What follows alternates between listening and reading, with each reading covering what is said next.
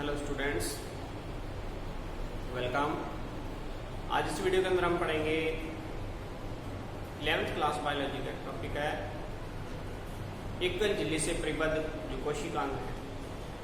उसमें सबसे पहला कोशिकांग है अपने पास में अंतःप्रद्रवी जालिका, एंडोप्लाज्मिक रेटिकुलम। ठीक है, ER इसको कहते हैं शॉर्ट में, ER एंडोप्लाज्मिक रेटिकुलम और अंतःप्रद्रवी जालिका। तो क्या होता है ये कोशिका? शुरू करते क्लास। तो कोशिका झिल्ली और केंद्रक के बीच में, कोशिका झिल्ली और केंद्रक के बीच में अनियमित और पतली झिल्ली युक्त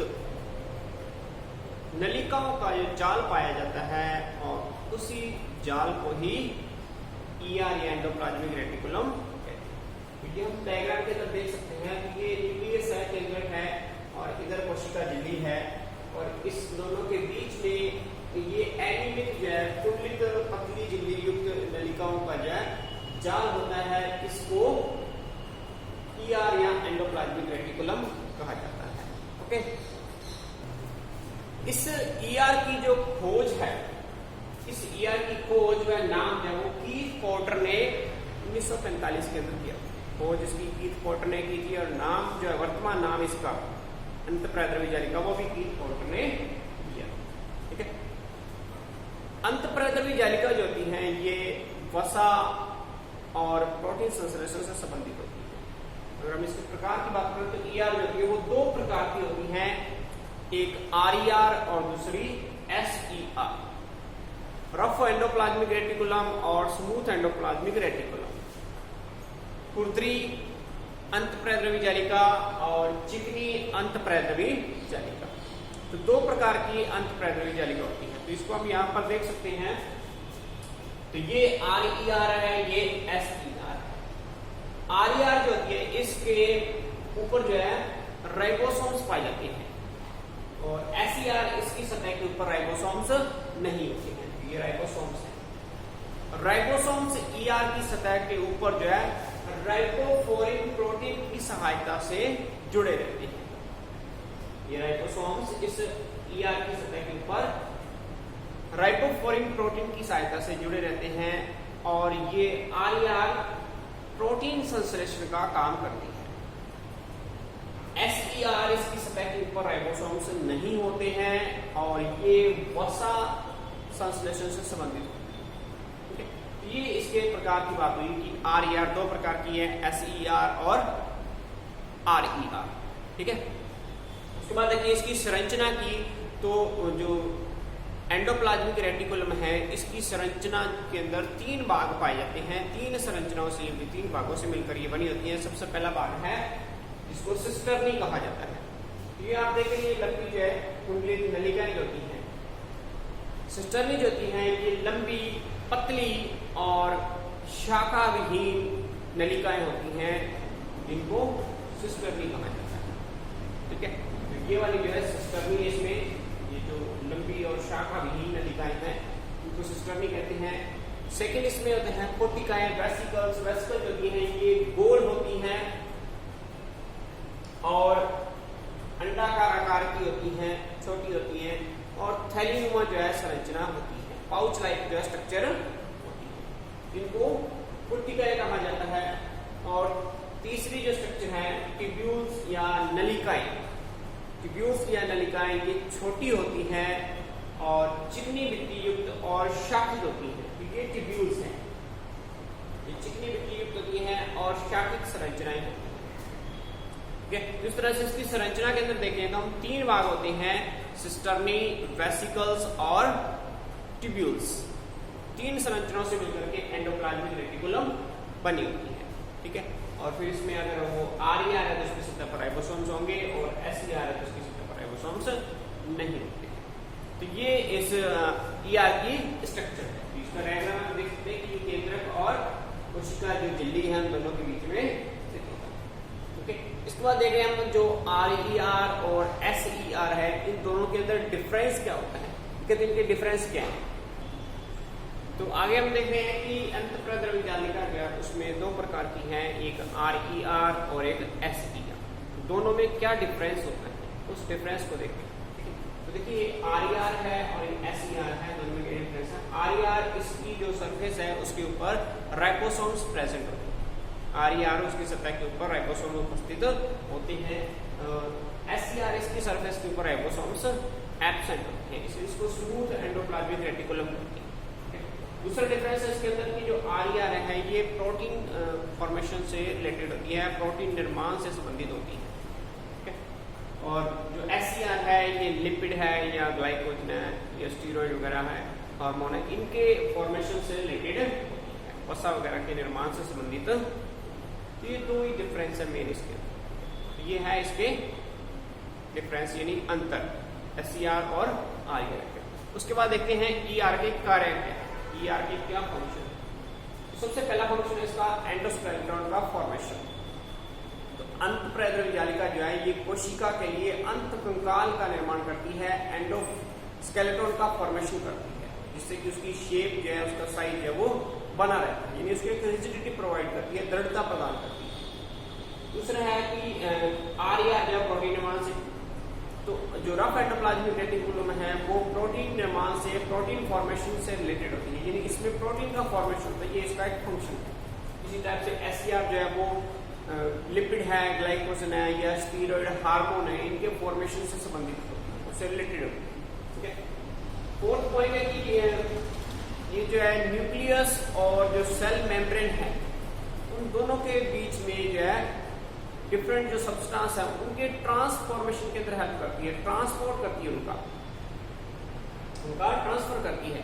सेल से न्यूक्लियस के बीच में, जो सेल मेम्ब्रेन और न्यूक्लियस के बीच में जो भी सब्सटेंस है उनका अगर ट्रांसपोर्ट करना है तो उसके अंदर ये हेल्प करती है। तो transport between the cell membrane and nucleus. Next है कि help in formation of cell wall and plasmodesmata. तो ये प्लाज्मोडेस्माटा जो हमने देखे थे, दो जो प्लांट सेल के बीच में जो इंटरकनेक्शन है उसको प्लाज्मोडेस्माटा कहते हैं, उसके फॉर्मेशन में और सेल वॉल के फॉर्मेशन के अंदर हेल्प करती है। ठीक है, कोशिका भित्ति के और प्लाज्मोडेस्माटा के निर्माण के अंदर सहायता करती है। और लास्ट पॉइंट है इसका कि प्रिवेंट फ्रॉम टॉक्सिक सब्सटेंस। तो ये जो है टॉक्सिक जो सब्सटेंस होते हैं उसके इफेक्ट से जो है प्रिवेंट करती है, उसके इफेक्ट से बचाती है। ये कोशिका को जो है जो विषैले पदार्थ है उनके विषैले प्रभाव से बचाती है, उनको डिटॉक्सिफाई कर देती है। तो ये अंतःप्रेरक जालिका के कार्य है, एंडोप्लाज्मिक रेटिकुलम के कार्य है। तो उम्मीद है कि आपको ये समझ में आया होगा कि यार। इसके बाद अगला कोशिका हम देख रहे हैं गोल्जी काय, गोल्जी बॉडी। तो अगला अपना कोशिकांग है गोल्जी काय या गोल्जी बॉडी या गोल्जी कॉम्प्लेक्स। तो गोल्जी काय या गोल्जी बॉडी या गोल्जी कॉम्प्लेक्स, इसकी खोज जो है सबसे पहले सी कैमियो गोल्जी ने 1898 के अंदर की, 1898 के अंदर की थी। और इसने इसको सबसे पहले उल्लू की जो तंत्रिका कोशिका होती हैं, ओवल जो नर्व सेल्स होती है उसके अंदर इसको देखा था। ठीक है, तो ओवल नर्व सेल के अंदर इसको देखा था, उल्लू की तंत्रिका कोशिका के अंदर इसको सबसे पहले कैमियो गोल्जी ने देखा। इसके और भी बहुत सारे नाम हैं, जैसे डिक्टियोसोम भी इसको कहा जाता है, प्लांट्स में इसको डिक्टियोसोम्स कहते हैं, या इसको लिपोकॉन्ड्रियन भी कहा जाता है। लिपोकॉन्ड्रियन या डिक्टियोसोम, इसके बहुत सारे और भी नाम हैं। ये जो है एकल झिल्ली से परिबद्ध कोशिका होता है, प्रोकैरियोट के अंदर ये नहीं पाया जाता है, प्रोकैरियोट कोशिका के अंदर ये नहीं पाया जाता है। उसके बाद बात करें इसकी संरचना की, तो गोल्जी काय जो है वो पतली और चपटी नलिकाकार थैले समान संरचनाओं से मिलकर बना होता है, जो कि एक दूसरे के ऊपर जो है एक चक्के के रूप में व्यवस्थित होती है। इन संरचनाओं को सिस्टर्नी कहा जाता है।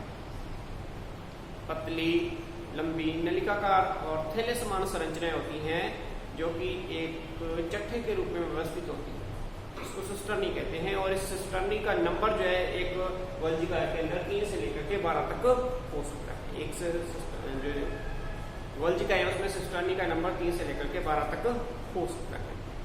इसके अलावा इसके अंदर जो है नलिकाएं और वेसिकल्स, ट्यूब्यूल्स और वेसिकल्स ये भी प्रेजेंट होती हैं। ये जो सिस्टर्नी है उसके चारों ओर व्यवस्थित होती है।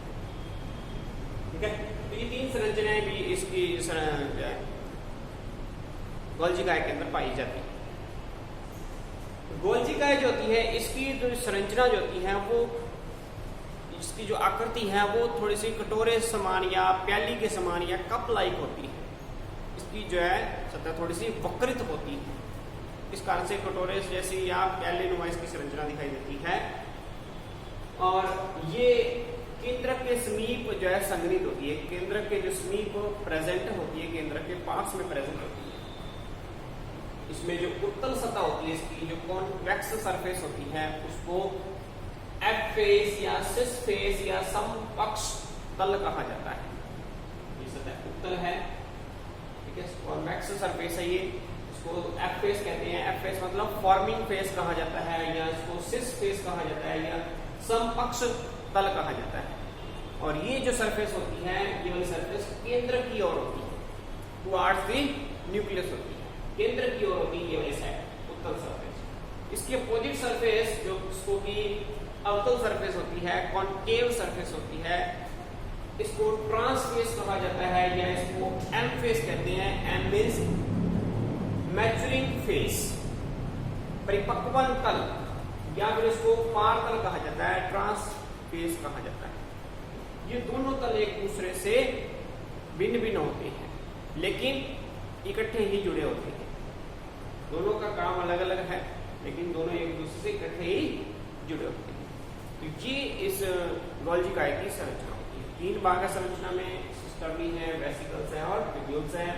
2 सरफेस है, सिस फेस और ट्रांसफेस। सिस फेस जो है वो कॉन्वेक्स है और न्यूक्लियस की ओर होती है, और ट्रांसफेस जो है कॉनकेव होती है और प्लाज्मा मेम्ब्रेन की साइड में होती है।